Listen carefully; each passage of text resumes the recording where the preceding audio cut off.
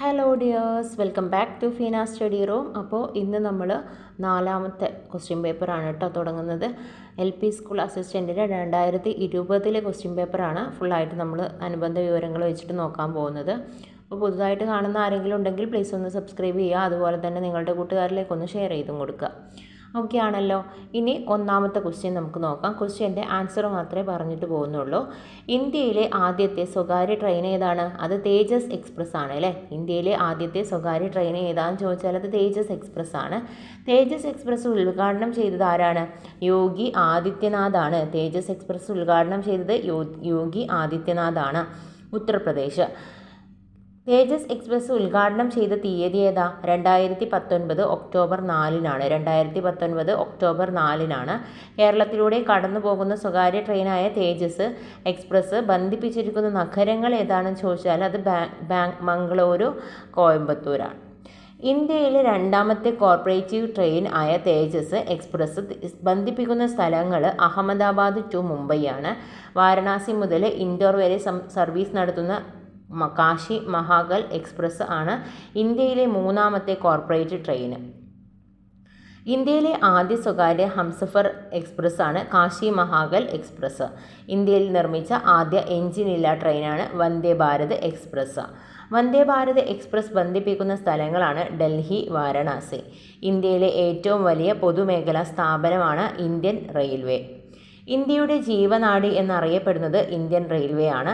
Indian റെയിൽവേയുടെ ആദ്യകാല നാമം the great Indian peninsula railway. Best tips നോക്കാം. ഇന്ത്യൻ റെയിൽവേ ബജറ്റ് പൊതു ബജറ്റിൽ നിന്നും വേർപ്പെടുത്തിയ വർഷം 1924. 1924-ലാണ് ഇന്ത്യൻ റെയിൽവേ ബജറ്റ് പൊതു ബജറ്റിൽ നിന്നും വേർപ്പെടുത്തിയ വർഷം. എത്രയാണ്? 1924. എത്രയാണ്? 1924-ആണ്. റെയിൽവേ ബജറ്റും പൊതു ബജറ്റും ഒന്നിച്ച് അവതരിപ്പിച്ച വർഷം ഏതാണ്? 2017 ഫെബ്രുവരി 1-നാണ്. റെയിൽവേ ബജറ്റും പൊതു ബജറ്റും ഒന്നിച്ച് അവതരിപ്പിച്ച വർഷം ഏതാണെന്ന് ചോദിച്ചാൽ 2017 ഫെബ്രുവരി 1-നാണ്. അരുൺ ജെയ്റ്റ്ലിയാണ് അവതരിപ്പിച്ചിട്ടുള്ളത്. റെയിൽവേ ശൃംഖലയിലെ ലോകരാജ്യങ്ങൾക്കിടയിൽ ഇന്ത്യയുടെ സ്ഥാനം 4-ആണ്. റെയിൽവേ ശൃംഖലയിലെ ലോകരാജ്യങ്ങൾക്കിടയിൽ ഇന്ത്യയുടെ സ്ഥാനം എത്രയാണ്? 4-ആണ്. USA, ചൈന, റഷ്യ എന്നിവയാണ് ആദ്യ രാജ്യങ്ങൾ.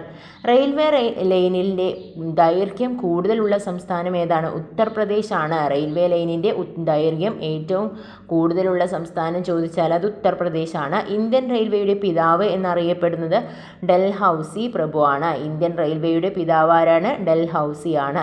ഇന്ത്യൻ റെയിൽവേയുടെ ആപ്തവാക്യമാണ് life line to the nation. Life line to the nation ആണ് ഇന്ത്യൻ റെയിൽവേയുടെ ആപ്തവാക്യം. ഇന്ത്യൻ റെയിൽവേയുടെ ആപ്തവാക്യം life line to the nation. Railway staff college എവിടെയാണ്? വഡോദരയാണ്. വഡോദരയാണ് railway staff college. Staff college എവിടെയാണ്? വഡോദര. വഡോദര. വഡോദര എന്ന് വിളിച്ചാൽ മതി. വഡോദര. അപ്പോൾ റെയിൽവേ സ്റ്റാഫ് കോളേജ് എവിടെയാണ്? റെയിൽവേ സ്റ്റാഫ് കോളേജ് ചോദിച്ചാൽ അത് വഡോദരയാണ്. ഇന്ത്യൻ റെയിൽവേ ആക്ട് പാസ്സാക്കിയ വർഷം 1890 ഇന്ത്യൻ റെയിൽവേ ആക്ട് പാസ്സാക്കിയ വർഷം ചോദിച്ചാൽ 1890. ഇന്ത്യൻ റെയിൽവേ ബജറ്റ് പൊതു ബജറ്റിൽ നിന്നും വേർപ്പെടുത്തിയ വർഷം ചോദിച്ചാൽ അതേതാണ്? 1924 ഇന്ത്യൻ റെയിൽവേ ആക്ട് പാസ്സാക്കിയ വർഷം ചോദിച്ചാൽ അത് 1890. 1890. ഈ റെയിൽവേ എൻജിൻ കണ്ടുപിടിച്ചത് ആരാണ്? ജോർജ് സ്റ്റീഫൻസൺ ആണ് കേട്ടോ. ജോർജ് സ്റ്റീഫൻസൺ ആണ് ഈ റെയിൽവേ എൻജിൻ കണ്ടുപിടിച്ചത്. ഇന്ത്യൻ റെയിൽവേയുടെ ആസ്ഥാനം ബറോഡ ഹൗസ് ആണ്. ഇന്ത്യൻ റെയിൽവേയുടെ ആസ്ഥാനം എവിടെയാണ്? ബറോഡ ഹൗസ് ആണ് അല്ലേ. ഇന്ത്യൻ റെയിൽവേയുടെ ആസ്ഥാനം ചോദിച്ചാൽ അത് ബറോഡ ഹൗസ് ആണ് കേട്ടോ. ബറോഡ ഹൗസ് ന്യൂഡൽഹിയിലാണ്. ഇന്ത്യൻ റെയിൽവേ മ്യൂസിയം എവിടെയാണ്? മ്യൂസിയം ചോദിച്ചാൽ അത് ചാണാക്യപുരിയാണ്. ചാണാക്യപുരിയാണ് ഇന്ത്യൻ റെയിൽവേ മ്യൂസിയം. ന്യൂഡൽഹിയിലെ ചാണാക്യപുരിയിലാണ്. ബറോഡ ഹൗസാണ് ആസ്ഥാനം. ഇന്ത്യയിലെ ആദ്യത്തെ റെയിൽവേ പാത ബോംബെ ടു താനെ വരെയായിരുന്നു. ഇന്ത്യയിലെ ആദ്യത്തെ റെയിൽവേ പാത എവിടെയാണ്? ബോംബെ ടു താനെ വരെയാണ്. ബോംബെ ടു താനെ വരെ. ഇന്ത്യൻ റെയിൽവേ ദേശസാൽക്കരിച്ച വർഷം 1951. ഇന്ത്യൻ റെയിൽവേ ദേശസാൽക്കരിച്ച വർഷം 1951. കേരളത്തിലെ ആദ്യ റെയിൽവേ പാത ബേപ്പൂർ ടു തിരൂർ വരെയാണ്. കേരളത്തിലെ ആദ്യ റെയിൽവേ പാത ബേപ്പൂർ ടു തിരൂർ വരെയാണ്. ഇന്ത്യയിലെ ഏറ്റവും ഉയരത്തിൽ സ്ഥിതി ചെയ്യുന്ന റെയിൽവേ സ്റ്റേഷനാണ് ഘൂമാണ്. അപ്പോൾ ഘൂം എന്ന് പറയുമ്പോൾ നല്ല ഗുമ്മുണ്ടല്ലേ കേൾക്കാൻ. അപ്പോൾ ഇന്ത്യയിലെ ഏറ്റവും ഉയരത്തിലാണ് സ്ഥിതി ചെയ്യുന്നത്. അപ്പോൾ നല്ല ഗുമ്മിലാണ് നിൽക്കുന്നത് നോക്കി വെക്കുക.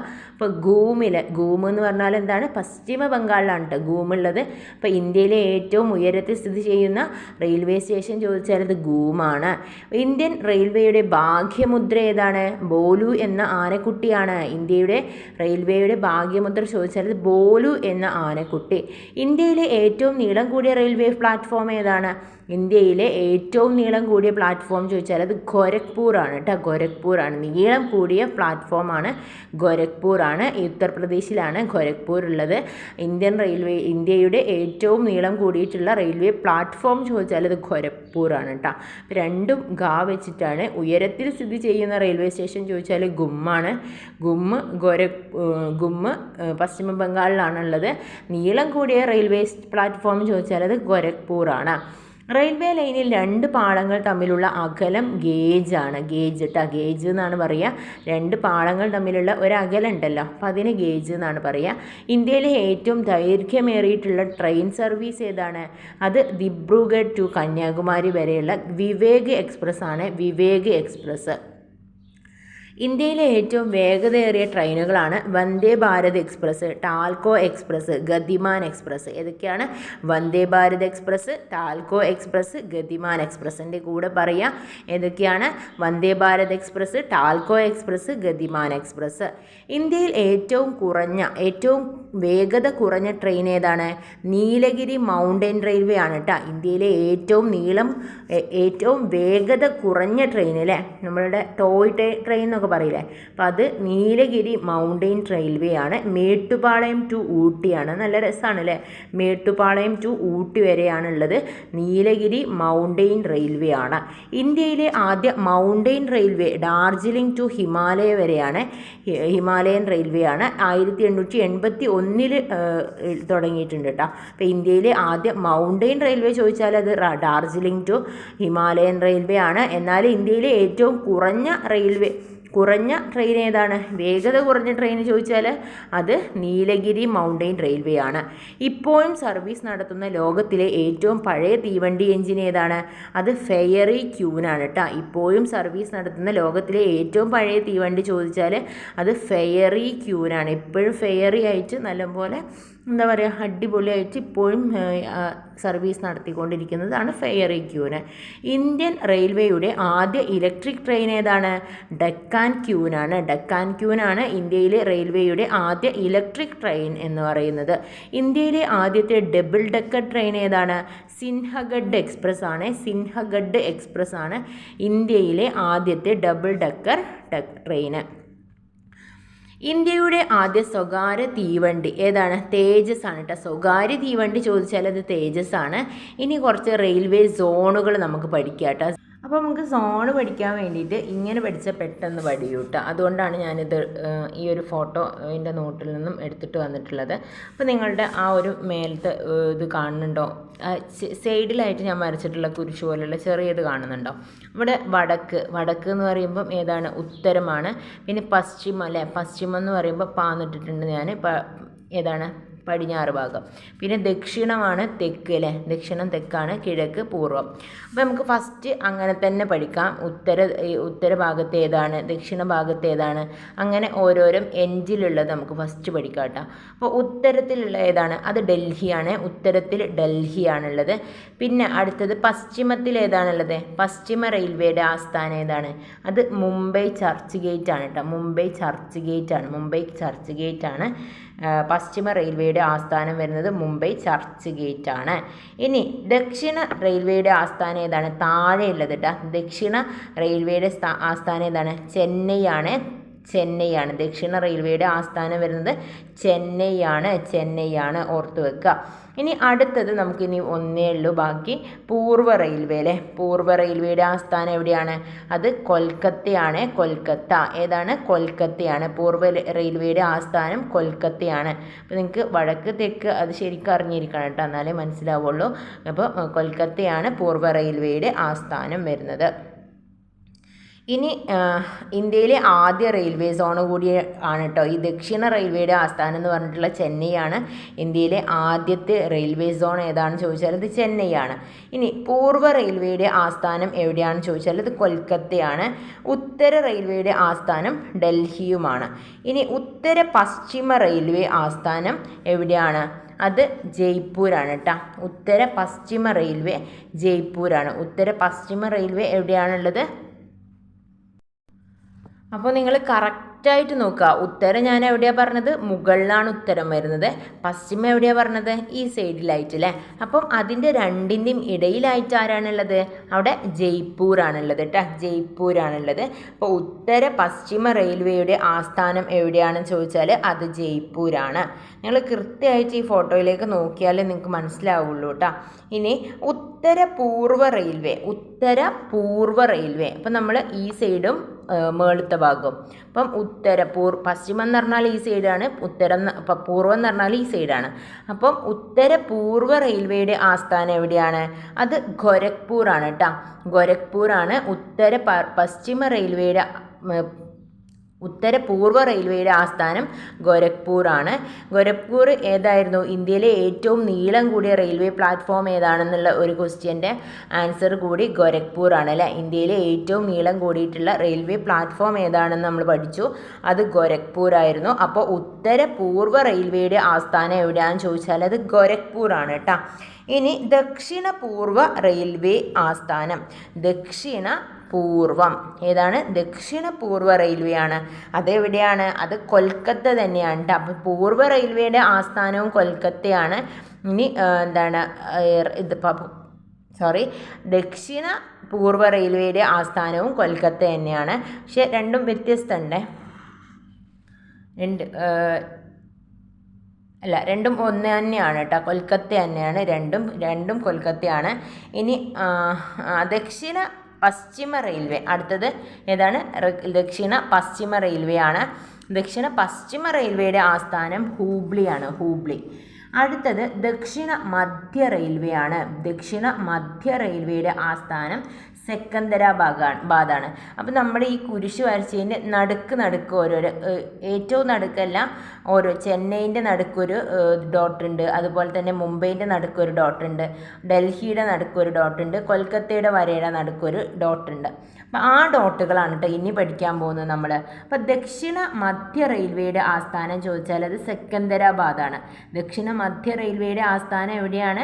സെക്കന്ദരാബാദാണ്. ഇനി അടുത്തത് പശ്ചിമ മധ്യ റെയിൽവേ. പശ്ചിമ മധ്യ റെയിൽവേയുടെ ആസ്ഥാനം ഏതാണ്? അത് ജബൽപൂരാണ്.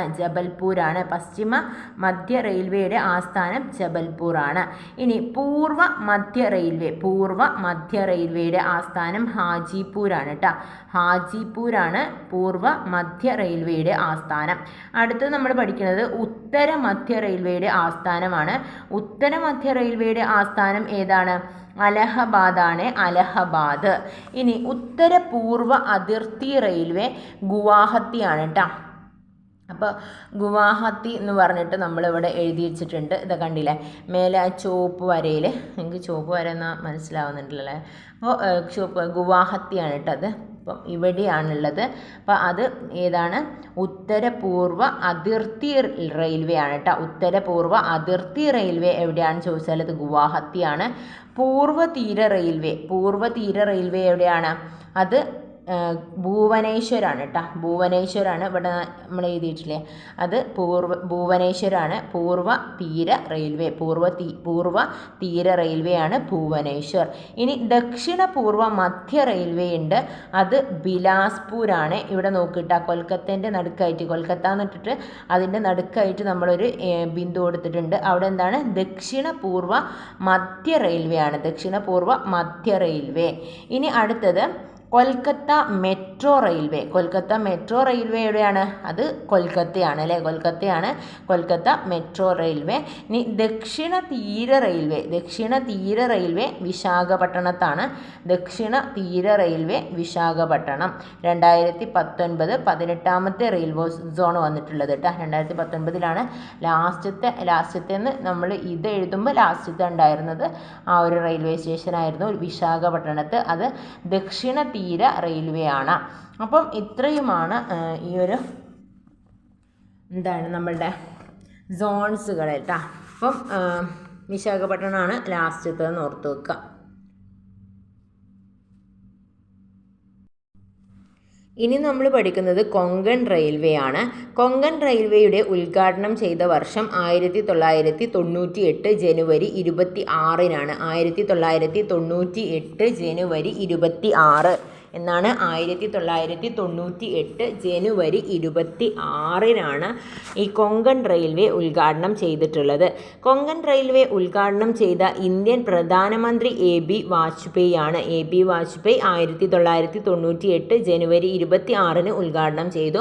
കൊങ്കൺ റെയിൽവേയുടെ ആസ്ഥാനം ബേലാപൂർ ഭവനാണ്. കൊങ്കൺ റെയിൽവേയുടെ നീളം എത്രയാണ്? 760 കിലോമീറ്റർ ആണ്. 760 കിലോമീറ്റർ ആണ് കൊങ്കൺ റെയിൽവേയുടെ നീളം വരുന്നത്. കൊങ്കൺ റെയിൽവേ ബന്ധിപ്പിക്കുന്ന സ്ഥലങ്ങൾ റോഹ മുതൽ മാംഗ്ലൂർ വരെയാണ്. മഹാരാഷ്ട്ര ടു കർണാടക അല്ലേ.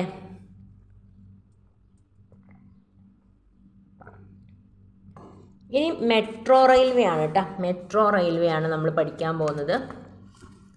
ലോകത്തിലെ ആദ്യ മെട്രോ റെയിൽവേ നിലവിൽ വന്നത് ലണ്ടനിലാണ് കേട്ടോ. ലോകത്തിലെ ആദ്യ മെട്രോ റെയിൽവേ നിലവിൽ വന്നത് എവിടെയാണ്? ലണ്ടനിലാണ്. ഇന്ത്യയിലെ ആദ്യ മെട്രോ ഭൂഗർഭ റെയിൽവേ നിലവിൽ വന്നത് കൊൽക്കത്തയിലാണ്. 1984 വന്നിട്ടുള്ളത്. 1984 കൊൽക്കത്തയിലാണ് ഇന്ത്യയിലെ ആദ്യ മെട്രോ റെയിൽവേ നിലവിൽ വന്നിട്ടുള്ളത്. ഇന്ത്യയിലെ രണ്ടാമത്തെ മെട്രോ റെയിൽവേ നിലവിൽ വരുന്നത് എവിടെയാണ്? അത് ന്യൂഡൽഹിയാണ് കേട്ടോ. അപ്പോൾ വന്നു ഇന്ത്യയിലെ രണ്ടാമത്തെ മെട്രോ റെയിൽവേ നിലവിൽ വന്നത് ന്യൂഡൽഹിയാണ്. ഇന്ത്യയിലെ ആദ്യത്തെ മോഡേൺ മെട്രോ റെയിൽവേ ആണ് ന്യൂഡൽഹി. ഗ്രീൻ മെട്രോ റെയിൽവേ എന്നറിയപ്പെടുന്നത് ന്യൂഡൽഹിയാണ്. ദക്ഷിണേന്ത്യയിലെ ആദ്യ മെട്രോ റെയിൽവേ ബാംഗ്ലൂരാണ് കേട്ടോ. 2011 ദക്ഷിണേന്ത്യയിലെ ആദ്യ മെട്രോ റെയിൽവേ ബാംഗ്ലൂരാണ്. ബാംഗ്ലൂർ മെട്രോ അറിയപ്പെടുന്നത് നമ്മ മെട്രോ എന്നാണ്.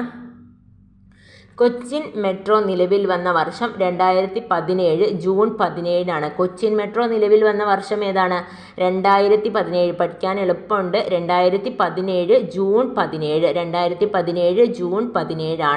ഇന്ത്യയിലെ 8ാമത് മെട്രോ റെയിൽവേ കൊച്ചിൻ മെട്രോ ആണ്. ഇന്ത്യയിലെ 8ാമത് മെട്രോ ഏതാണ്? കൊച്ചിൻ മെട്രോ ആണ്. ഇന്ത്യയിലെ 9ാമത് മെട്രോ റെയിൽവേ ഏതാണ്? ഇന്ത്യയിലെ 9ാമത് മെട്രോ റെയിൽവേ അത് ലക്നൗ മെട്രോ ആണ്. ഇന്ത്യയിലെ 9ാമത്തെ മെട്രോ റെയിൽവേ. 10ാമത് മെട്രോ റെയിൽവേ ആണ് ഹൈദരാബാദ് മെട്രോ ആണ് 10ാമത് മെട്രോ റെയിൽവേ. 11ാമത് മെട്രോ റെയിൽവേ ആണ് നാഗ്പൂർ മെട്രോ ആണ് 11ാമത്തെ മെട്രോ റെയിൽവേ. ഡൽഹി മെട്രോയുടെ ചെയർമാനായിട്ട് പ്രവർത്തിച്ച മലയാളി ഇ ശ്രീധരനാണ്. കൊച്ചി മെട്രോ പദ്ധതിയുടെ മുഖ്യ ഉപദേഷ്ടാവും ഇ ശ്രീധരൻ തന്നെയാണ്. കൊങ്കൺ റെയിൽവേയുടെ മുഖ്യ ശില്പിയാണ് E Sreedharan. Metro man of India എന്നറിയപ്പെടുന്നതും ശ്രീധരനാണ്. ഇന്ത്യയിലെ റെയിൽവേ സോണുകളുടെ എണ്ണം 18 ഇപ്പോൾ 19 നിലവിൽ. ഇന്ത്യയിലെ 18ാമത് railway zone southern coast railway ആണ്. സദേൺ കോസ്റ്റ് റെയിൽവേയുടെ ആസ്ഥാനം വിശാഖപട്ടണം. ഇന്ത്യൻ റെയിൽവേയുടെ ആഡംബര ട്രെയിനായ പാലസ് ഓൺ വീൽസ് സർവീസ് നടത്തുന്നത് ഏത് സംസ്ഥാനത്തെ ടൂറിസ്റ്റ് കേന്ദ്രത്തിലൂടെയാണ്? രാജസ്ഥാനിലൂടെയാണ് കേട്ടോ. രാജസ്ഥാനിലൂടെയാണ് പാലസ് ഓൺ വീൽസ് എവിടെ കൂടിയാണ്? രാജസ്ഥാൻ. ദക്ഷിണേന്ത്യയിലെ ആദ്യ ആഡംബര ട്രെയിൻ സർവീസാണ് ദ ഗോൾഡൻ ചാരിയറ്റ് ആണ് ദക്ഷിണേന്ത്യയിലെ ആദ്യത്തെ ആഡംബര ട്രെയിൻ സർവീസ്. സംസ്ഥാന തലസ്ഥാനങ്ങളെ അതത് സംസ്ഥാനത്തെ പ്രധാന നഗരങ്ങളുമായിട്ട് ബന്ധിപ്പിച്ചുകൊണ്ട് ആരംഭിക്കുന്ന തീവണ്ടി സർവീസാണ് രാജ്യ റാണി എക്സ്പ്രസ്. സംസ്ഥാന തലസ്ഥാനങ്ങളെ അതത് സംസ്ഥാനത്തെ പ്രധാന നഗരങ്ങളുമായി ബന്ധിപ്പിച്ചുകൊണ്ട് ആരംഭിച്ച തീവണ്ടി സർവീസാണ് രാജ്യ റാണി എക്സ്പ്രസ്.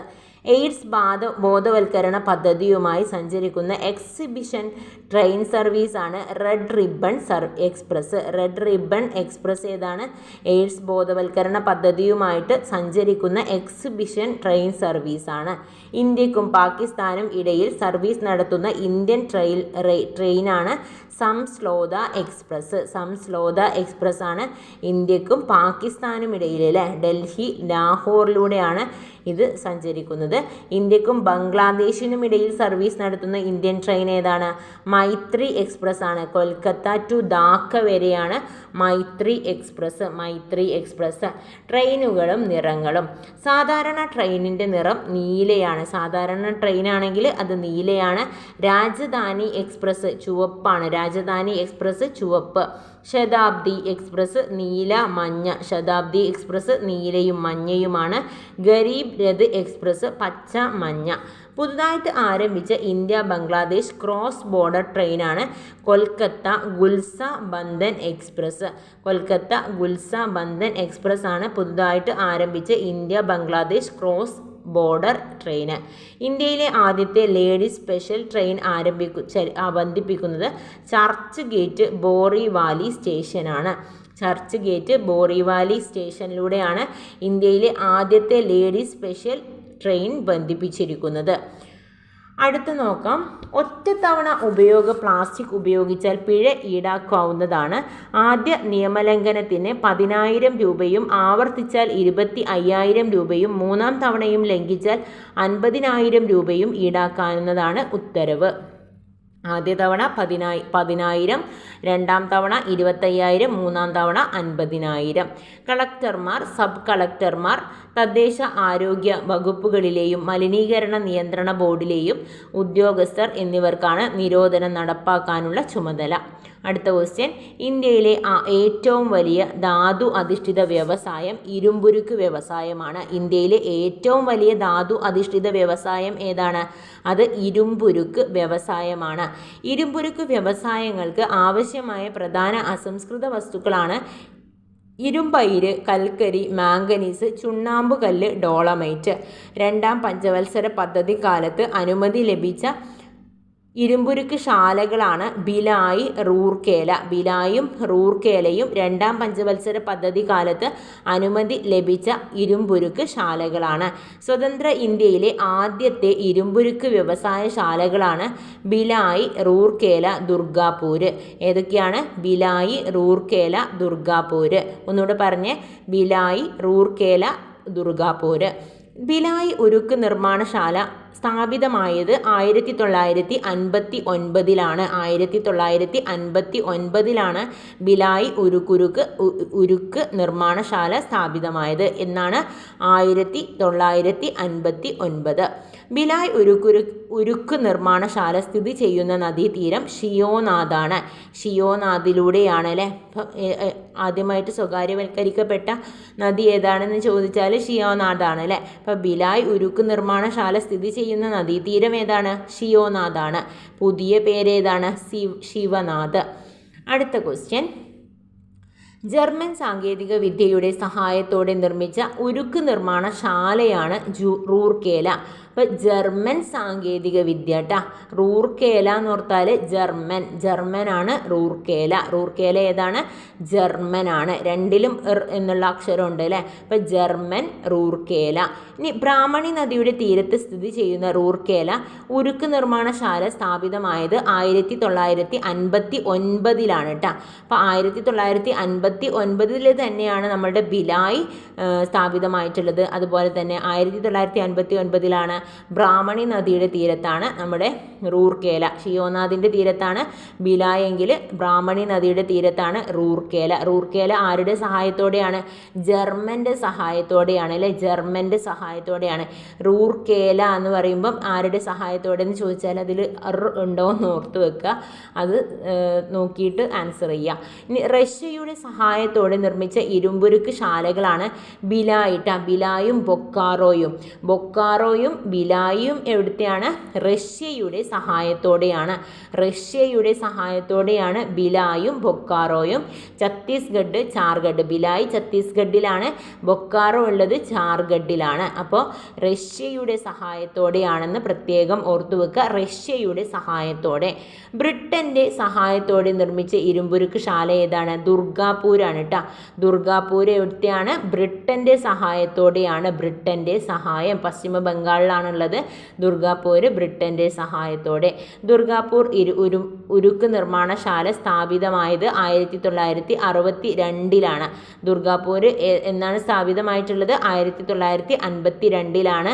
ഭിലായും നമ്മുടെ റൂർക്കേലയും സ്ഥാപിതമായിട്ടുള്ളത് 1959.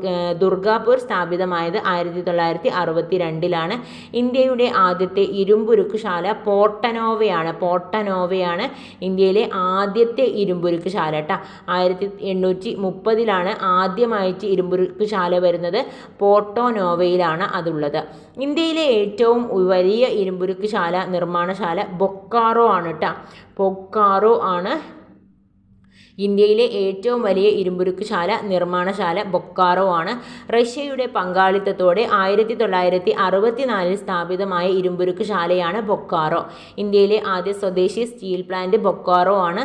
ദക്ഷിണേന്ത്യയിലെ ആദ്യ ഇരുമ്പുരുക്ക് ശാല വിശ്വേശ്വരയ്യ ഇരുമ്പുരുക്ക് ശാലയാണ്. ഇന്ത്യയിലെ ഏറ്റവും ലാഭകരമായ പൊതുമേഖലാ സ്റ്റീൽ പ്ലാന്റ് ആണ് ഭിലായ്. സ്റ്റീൽ സിറ്റി എന്നറിയപ്പെടുന്ന ഇന്ത്യൻ നഗരം ജംഷഡ്പൂരാണ്. കടൽ തീരത്തിനടുത്ത് സ്ഥിതി ചെയ്യുന്ന ഇന്ത്യയിലെ ഒരേ ഒരു സ്റ്റീൽ പ്ലാന്റ് ആണ് വിശാഖപട്ടണം.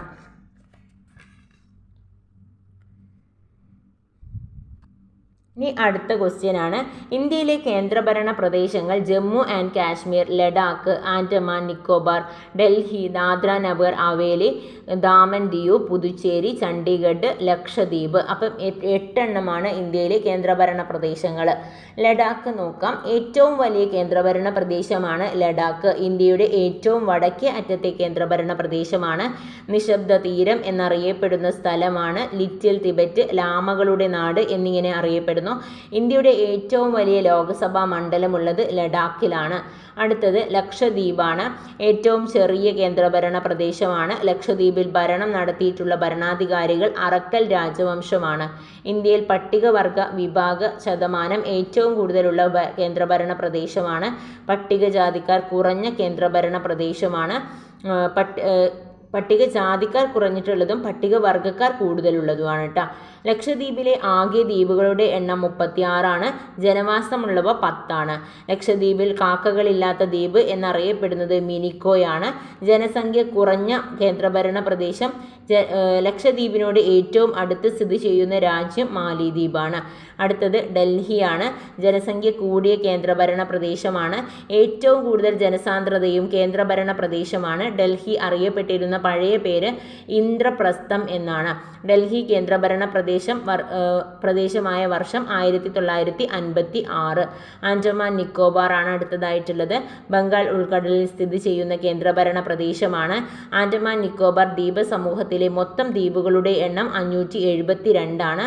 ജനവാസമുള്ളത് 38.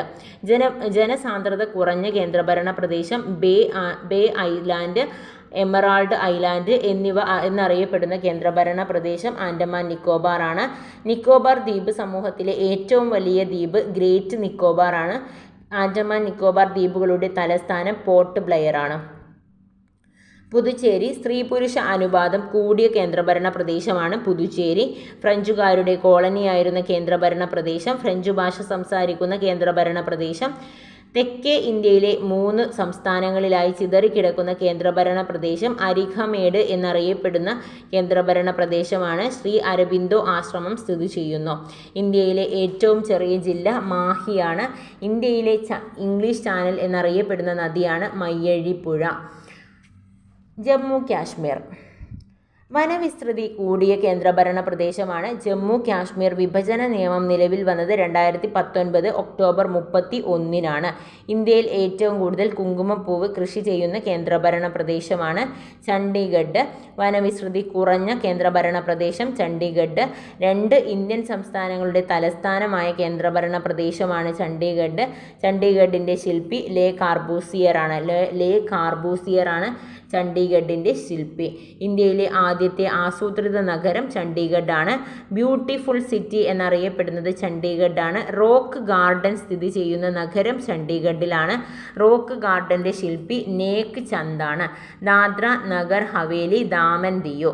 സാക്ഷരത കുറഞ്ഞ കേന്ദ്രഭരണ പ്രദേശം ദാദ്ര നഗർ ഹവേലിയാണ്. ദാദ്ര നഗർ ഹവേലി, ദാമൻ ദിയു എന്നീ കേന്ദ്രഭരണ പ്രദേശങ്ങളെ സംയോജിപ്പിച്ചുകൊണ്ട് പുതിയ കേന്ദ്രഭരണ പ്രദേശം നിലവിൽ വന്നത് 2020 ജനുവരി 26-നാണ്. സ്ത്രീ പുരുഷ അനുപാതം കുറഞ്ഞ കേന്ദ്രഭരണ പ്രദേശം ദാമൻ ദിയു ആണ്. ദാദ്ര നഗർ ഹവേലി, ദാമൻ ദിയു എന്നീ കേന്ദ്രഭരണ പ്രദേശങ്ങളുടെ തലസ്ഥാനം ദാമനാണ്. സ്വാതന്ത്ര്യം നേടുന്നതുവരെ ദാമൻ ദിയു പോർച്ചുഗീസിൻ്റെ കോളനിയായിരുന്നു. ദാമൻ ദിയു പ്രത്യേക കേന്ദ്രഭരണ പ്രദേശമായ വർഷം 1987. കടൽ തീരമുള്ള കേന്ദ്രഭരണ പ്രദേശങ്ങൾ ദാദ്ര നഗർ ഹവേലി, ദാമൻ ദിയു, പുതുച്ചേരി, ലക്ഷദ്വീപ്, ആൻഡമാൻ നിക്കോബാർ. പ്രധാനമന്ത്രി നരേന്ദ്രമോദി 2018 ഡിസംബർ 30 പുതിയ പേരുകൾ പ്രഖ്യാപിച്ച് ആൻഡമാനിലെ ദ്വീപുകളാണ് സുഭാഷ് ചന്ദ്രബോസ് ദ്വീപ്, റോസ് ദ്വീപ്, ഷഹീദ് ദ്വീപ്, നെയിൽ ദ്വീപ്, സ്വരാജ് ഹാവ്ലോക്ക്, ഷഹീദ് ദ്വീപ്, നെയിൽ ദ്വീപ്, പിന്നെ സുഭാഷ് ചന്ദ്രബോസ് ദ്വീപ്, റോസ് ദ്വീപ്. അടുത്ത ക്വസ്റ്റ്യൻ്റെ ആൻസറാണ് കായിക രംഗത്തെ ഓസ്കാർ എന്നറിയപ്പെടുന്നത് ലോറസ് പുരസ്കാരമാണ്. കായിക രംഗത്തെ ഓസ്കാർ എന്നറിയപ്പെടുന്നത്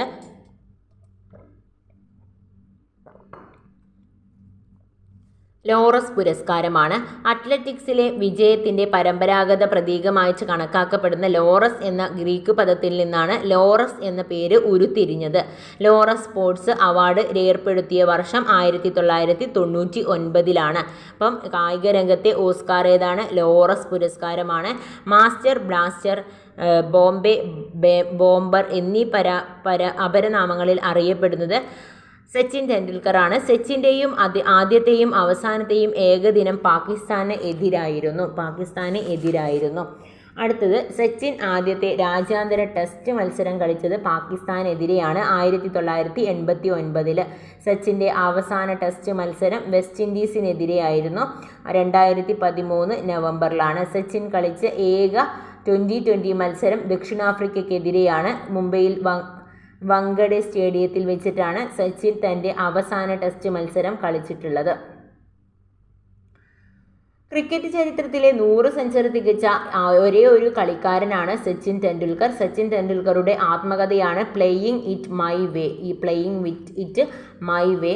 സച്ചിൻ ടെണ്ടുൽക്കറിന് രാജീവ് ഗാന്ധി ഖേൽരത്ന അവാർഡ് ലഭിച്ച വർഷം 1997-98. ഭാരതരത്നം ലഭിച്ച ഏക സ്പോർട്സ് താരമാണ് സച്ചിൻ ടെണ്ടുൽക്കർ. അടുത്ത ക്വസ്റ്റ്യൻ നോക്കാം. ആന്ധ്രാപ്രദേശിൻ്റെ നിയമനിർമ്മാണ തലസ്ഥാനം അമരാവതിയാണ്. നിയമനിർമ്മാണ തലസ്ഥാനമാണ് കേട്ടോ ചോദിച്ചിട്ടുള്ളത്. നിയമനിർമ്മാണ തലസ്ഥാനം അമരാവതി.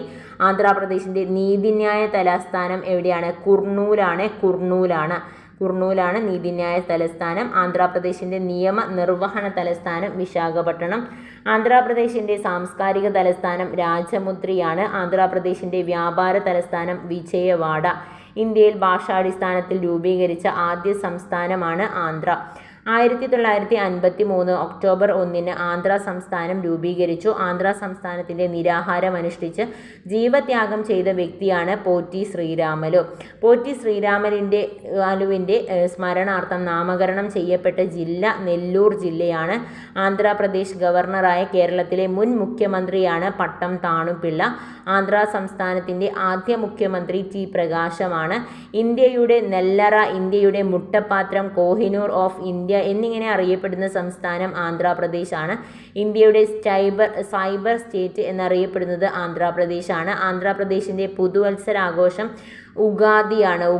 ഇന്ത്യയിൽ 100% വൈദ്യുതീകരണം കൈവരിച്ച രണ്ടാമത്തെ സംസ്ഥാനം ആന്ധ്രാപ്രദേശാണ്. ഇന്ത്യൻ മാരിടൈം യൂണിവേഴ്സിറ്റി സ്ഥിതി ചെയ്യുന്നത് വിശാഖപട്ടണത്താണ്. ഇന്ത്യയിൽ ആദ്യമായിട്ട് സ്വകാര്യ മേഖലകളിലുള്ള 75% തൊഴിലവസരങ്ങൾ തദ്ദേശീയർക്കായിട്ട് സംവരണം ചെയ്ത സംസ്ഥാനം ആന്ധ്രാപ്രദേശ്. അടുത്ത ക്വസ്റ്റ്യൻ, കൊറോണ വൈറസ് ആദ്യമായി റിപ്പോർട്ട് ചെയ്ത സ്ഥലം വുഹാനാണ്. കൊറോണ വൈറസ് റിപ്പോർട്ട് ചെയ്തത് 2019 ഡിസംബർ 31-നാണ്. 2019 ഡിസംബർ 31. കൊറോണ വൈറസിന് ലോകാരോഗ്യ സംഘടന നൽകിയ ഔദ്യോഗിക നാമം COVID-19. 2020 മാർച്ചിൽ ലോകാരോഗ്യ സംഘടന മഹാമാരിയായി പ്രഖ്യാപിച്ച രോഗം COVID-19 ആണ്. ഇന്ത്യയിൽ ആദ്യമായി കൊറോണ വൈറസ് സ്ഥിരീകരിച്ച സംസ്ഥാനം കേരളമാണ്.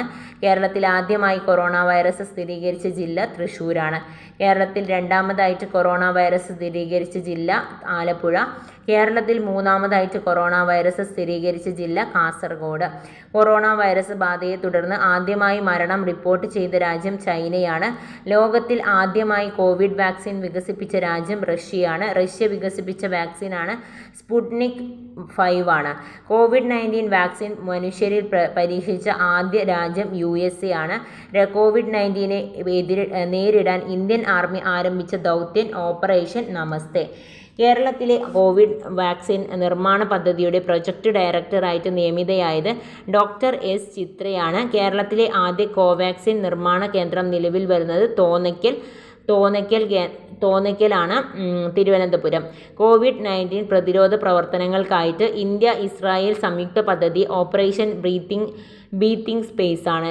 COVID-19 വ്യാപനം തടയാൻ മാലിദ്വീപ് ഗവൺമെൻറ്റിൻ്റെ ആവശ്യ മരുന്നുകൾ വിതരണം ചെയ്യാൻ ഇന്ത്യൻ വ്യോമസേന നടത്തിയ ദൗത്യം ഓപ്പറേഷൻ സഞ്ജീവനി. COVID-19 വിവരങ്ങൾ പൊതുജനങ്ങൾക്ക് ലഭ്യമാക്കാൻ കേന്ദ്ര സർക്കാർ ആരംഭിച്ച ടോൾ ഫ്രീ നമ്പറാണ് 1075. കേരള സർക്കാർ ആരംഭിച്ച കൊറോണ ഹെൽപ്പ് ലൈൻ നമ്പറാണ് 1056. COVID-19 രോഗവ്യാപനം തടയാൻ വേണ്ടിയിട്ട് കേരള സർക്കാർ ആരംഭിച്ച പ്രചരണ പരിപാടിയാണ് ബ്രേക്ക് ദ ചെയിൻ. കേന്ദ്ര സർക്കാർ ആരംഭിച്ച ഇന്ത്യയിലെ ആദ്യ സമ്പൂർണ്ണ കൊറോണ വിവരങ്ങൾ ഉൾക്കൊള്ളിച്ച ആപ്പാണ് ആരോഗ്യ സേതു.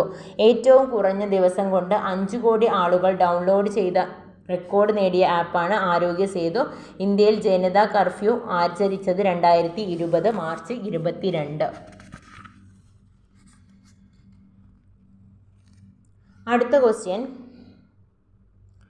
നിലവിൽ ഫിൻലാൻഡിൻ്റെ പ്രധാനമന്ത്രി 2023 ജനുവരി പ്രകാരം സന്ന മരിനാണ് കേട്ടോ. ഫിൻലാൻഡിൻ്റെ പ്രധാനമന്ത്രി സന്ന മരിൻ. പാർട്ടി സോഷ്യൽ ഡെമോക്രാറ്റിക് പാർട്ടിയാണ്. ന്യൂസിലാൻഡിൻ്റെ മൂന്നാമത്തെ വനിതാ പ്രധാനമന്ത്രിയാണ് ജെസിന്ത ആൻഡേൺ. ന്യൂസിലാൻഡിൻ്റെ നിലവിലെ പ്രധാനമന്ത്രി ക്രിസ് ഹാപ്കിൻസ് ആണ്. മാറിയിട്ടുണ്ടോയെന്ന് ചെക്ക് ചെയ്യേണ്ടി വരും കേട്ടോ. മുൻ ഉക്രൈൻ പ്രധാനമന്ത്രിയാണ് ഒലെക്സി ഹൊൻചോർക്ക്. അടുത്തത്, നേതാജി എന്നറിയപ്പെടുന്നത് സുഭാഷ് ചന്ദ്രബോസ് ആണ്. ദേശ് നായക് എന്നറിയപ്പെടുന്നതും സുഭാഷ് ചന്ദ്രബോസ് ആണ്. സുഭാഷ് ചന്ദ്രബോസ് ഫോർവേഡ് ബ്ലോക്ക് രൂപീകരിച്ചത് 1939. സുഭാഷ് ചന്ദ്രബോസ് ഫോർവേഡ് ബ്ലോക്ക് രൂപീകരിച്ചത് എന്നാണ് 1939. INAയുടെ ആദ്യ commander in chief captain Mohan Singh ആണ്. സുഭാഷ് ചന്ദ്രബോസ് ആദ്യമായിട്ട് കോൺഗ്രസ് പ്രസിഡൻ്റായ സമ്മേളനം 1938 ഹരിപുര സമ്മേളനം. 1938 ഹരിപുര സമ്മേളനത്തിലാണ് സുഭാഷ് ചന്ദ്രബോസ് ആദ്യമായിട്ട് കോൺഗ്രസ് പ്രസിഡൻ്റായ സമ്മേളനം. INCയിൽ തെരഞ്ഞെടുപ്പിലൂടെ അധികാരത്തിൽ വന്ന ആദ്യ പ്രസിഡന്റാണ് സുഭാഷ് ചന്ദ്രബോസ്. 1939 ത്രിപുരി സമ്മേളനം. ഒർലാൻഡോ മസോട്ട, മൗലവി സിയാഉല്ല എന്നീ പേരുകളിൽ അറിയപ്പെടുന്നത് സുഭാഷ് ചന്ദ്രബോസ്. ജയ് ഹിന്ദ്, ദില്ലി ചലോ എന്നീ മുദ്രാവാക്യങ്ങൾ മുഴക്കി. ഏതൊക്കെയാണ്? ജയ് ഹിന്ദ്, ദില്ലി ചലോ. ജയ് ഹിന്ദ്, ദില്ലി ചലോ, അത് രണ്ടും സുഭാഷ് ചന്ദ്രബോസ് മുഴക്കിയിട്ടുള്ള മുദ്രാവാക്യങ്ങളാണ്.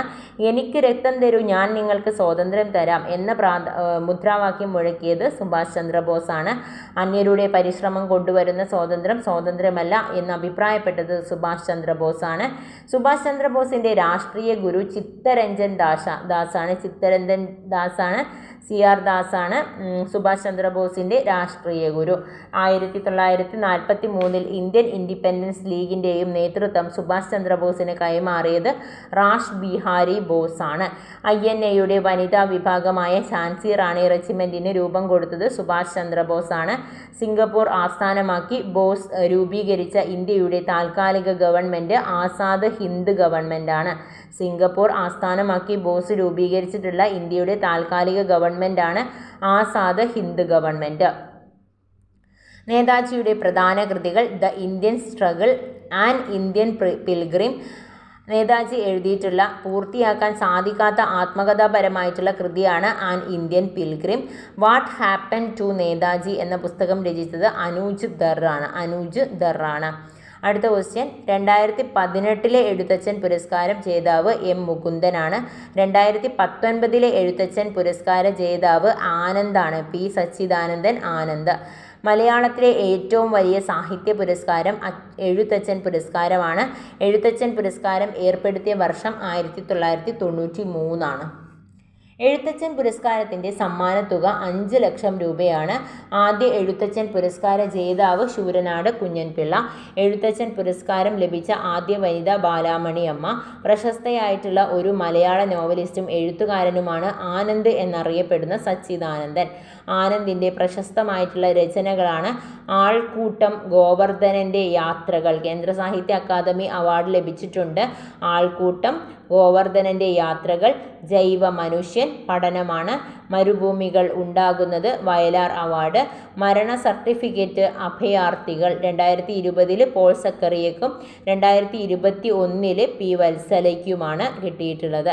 2020 പോൾ സക്കറിയ, 2021 പി വത്സല.